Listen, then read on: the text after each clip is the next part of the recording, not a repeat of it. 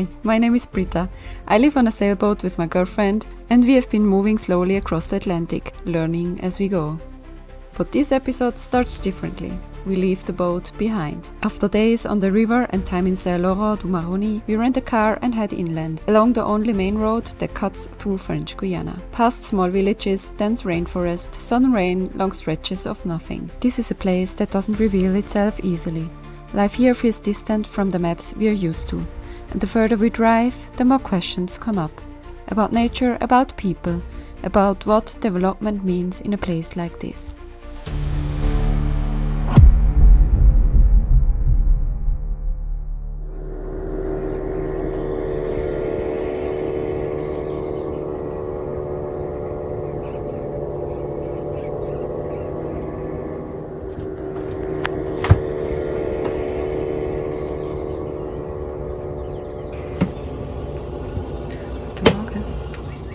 Gerade aufgestanden. Ich versuche heute das Auto zu bekommen, zum Auto zu mieten und dann ein bisschen rumfahren und mal schauen, was so passiert. Und ich nehme mit.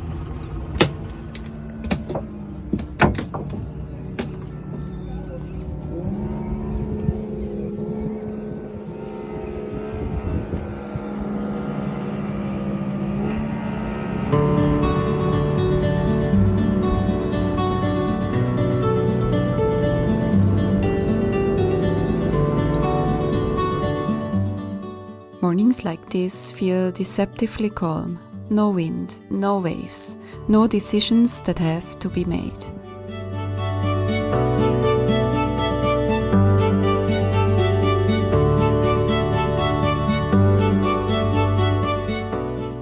But this is one of those days where staying would be easier than leaving. And that's usually a sign we should go. Wir sollen ja nicht das Paddel da liegen, er hat gerade gestohlen in einer Stunde. Ja. Ja, aber wir nehmen es jetzt mit. Wir haben jetzt das Auto geholt und wir werden jetzt das Auto einpacken.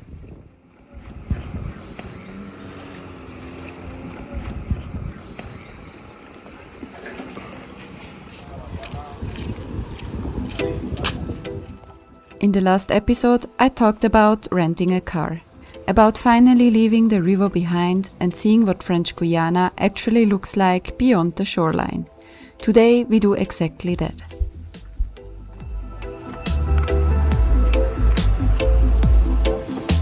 Das ist schön eingepackt, dass es Platz hat hoffentlich.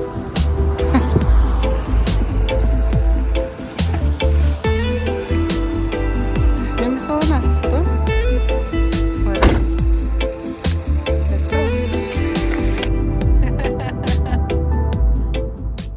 French Guiana has one main road that really counts. It stretches about 258 kilometers, connecting Saint-Laurent-du-Maroni at the border to Suriname to Cayenne on the Atlantic, threading through coastal towns and jungle edges. Most of the rest of the country, the real rainforest interior, has only a few roads.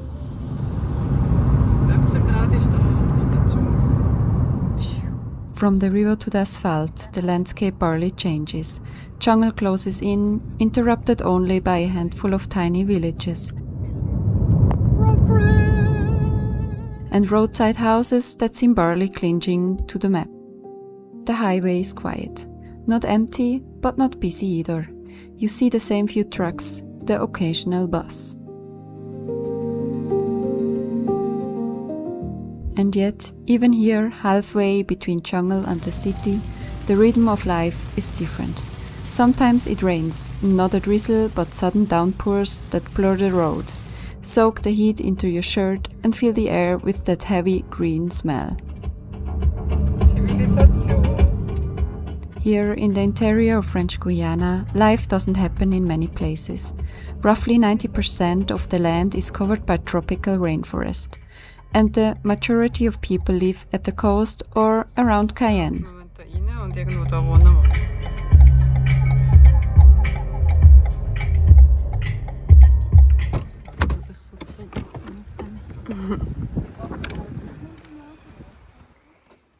Cayenne, the capital, a mix of cultures, languages, styles.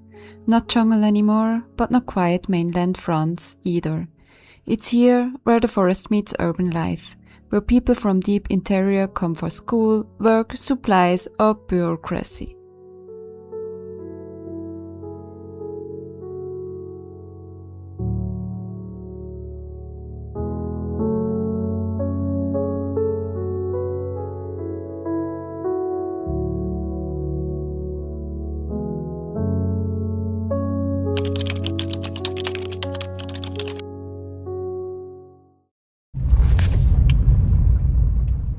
Before diving deeper into the jungle, we head to the Petit Saut Dam.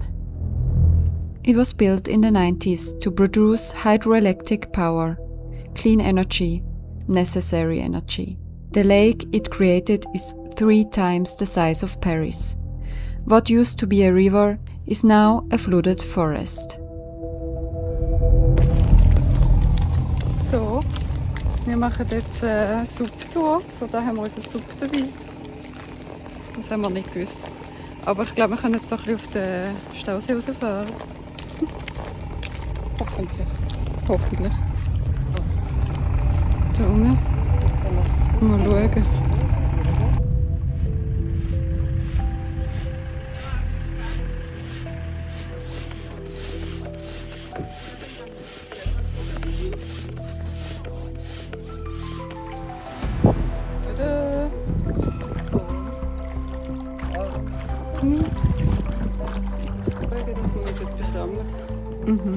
Wo willst du?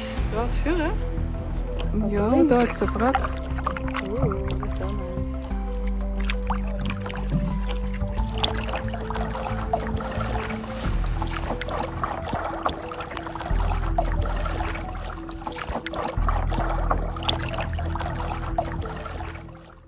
It is quiet, beautiful, unsettling. Übrigens, By the way, the paddleboard we are using right now has been with us for a long time. We paddled a long stretch of the Rhine through Switzerland with it. That was kind of the beginning, our first real let's do something on the water moment, back during COVID. And now it's here with us, all the way in the South American jungle. Crazy. It's been so many places. We never thought it would last this long or take this much. But it's a good one. Danke vielmals. Heb noch ein bisschen. Bitte.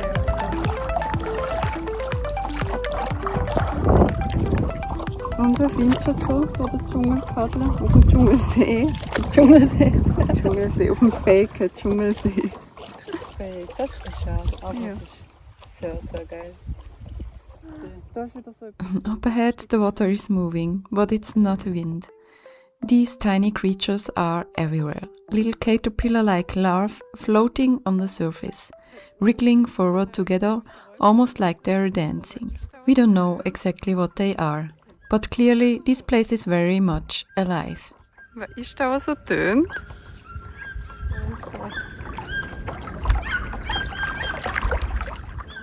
Tree trunks stick out of the water like a cemetery, a landscape that looks natural but isn't. We don't know exactly what ecological damage this caused, but we know one thing for sure: turning a river into a lake always comes at a price.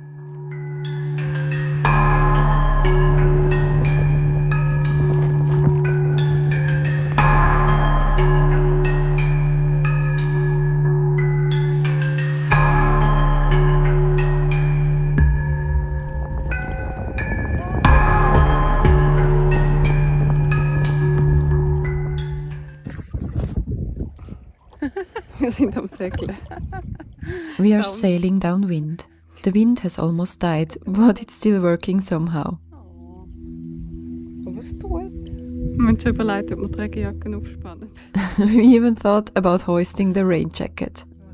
We are probably doing half a knot. Nein.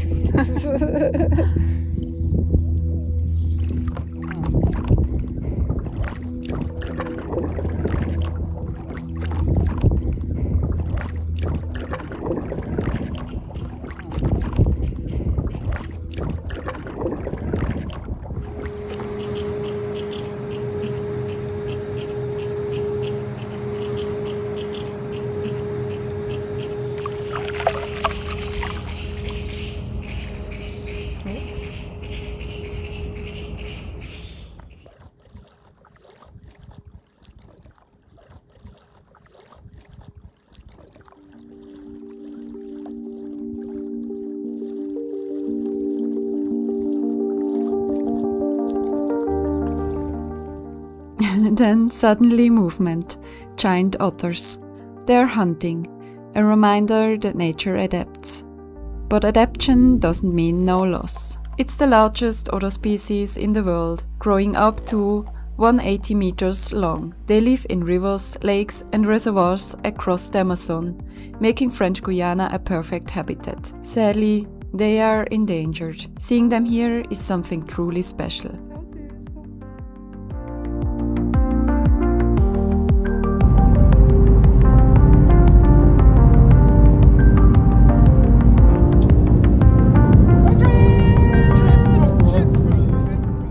Along the roads, we start noticing something else. Old cars. Everywhere. Abandoned, stripped, left to rot.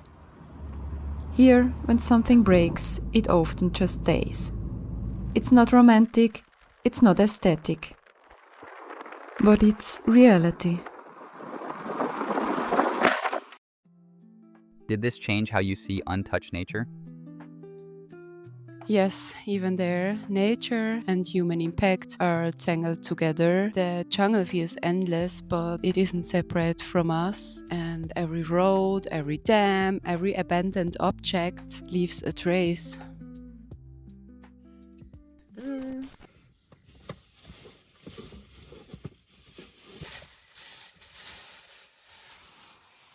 This is our first real jungle hike in French Guiana.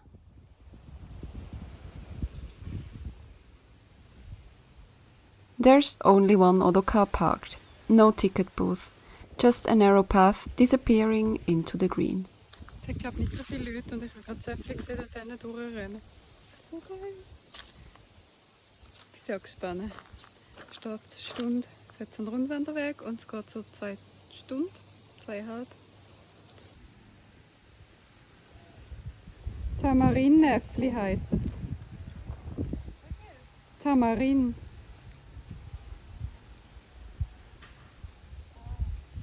The moment we step onto the trail, animals appear. Monkeys crossing above us, a goatee vanishing into the bushes. Later, a capybara near the water. Not staged, not fenced, just here.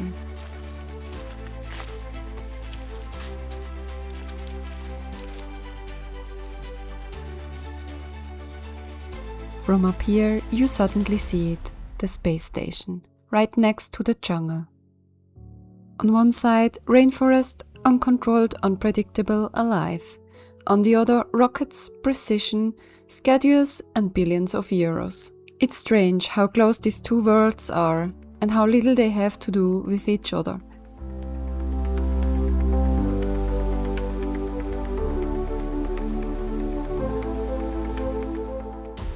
What did seeing the space station from inside the jungle do to you? It made everything feel absurd. We built rockets to leave the planet while standing on one of the most complex systems on Earth, and we still barely understand it. The jungle doesn't announce itself, it doesn't explain, it doesn't slow down for you. You sweat constantly, your clothes never dry. Everything sticks to your skin. Every step makes noise, branches crack, leaves rustle. You're never invisible here, and that does something to you.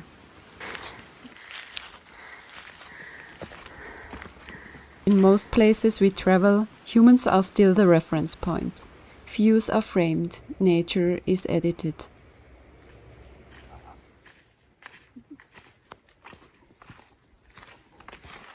But here it isn't. You feel small, not in a poetic way, in a very physical, very real way. How does the jungle feel compared to the ocean? At sea, I feel exposed, but in a very open way. You can see what's coming, like the weather, the wind, the waves. You have the forecasts. There's distance, space to react, but in the jungle everything is very close. You don't see very far and you hear a lot of things before you even see them. So you're constantly aware that you're in something much bigger than you. It's not threatening in a very dramatic way, but it's very intense. And you quickly realize that this place doesn't adjust to you, you adjust to it. Your pace, your expectations, and also your sense of control starts to change. So, I don't know. On the boat, I feel like we're moving through the landscape, and in the jungle, it felt more like the landscape was moving around us.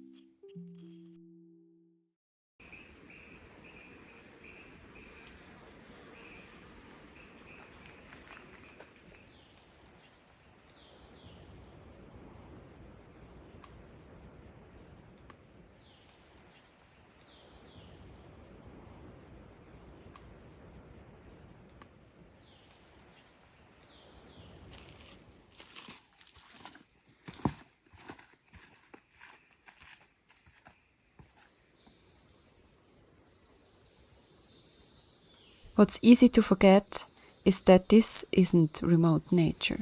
People live here. This forest isn't a backdrop, it's daily reality. It shapes how people move, where roads go, how villages exist, what's possible and what isn't.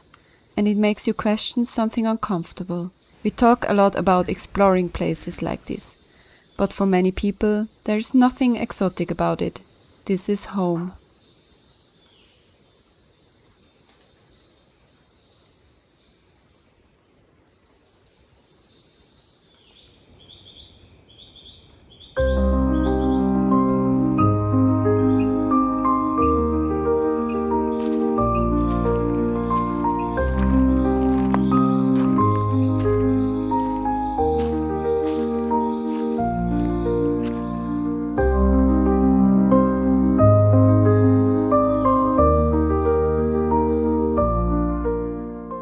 As travelers, we get to step in and out. We leave sweaty, amazed, overwhelmed. But the jungle stays. And it makes me wonder. When you travel to places that are still raw, still unfiltered, are you looking for beauty or for perspective?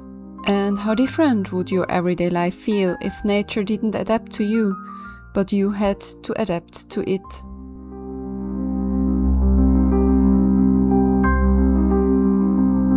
And just when we think this chapter is over, something changes.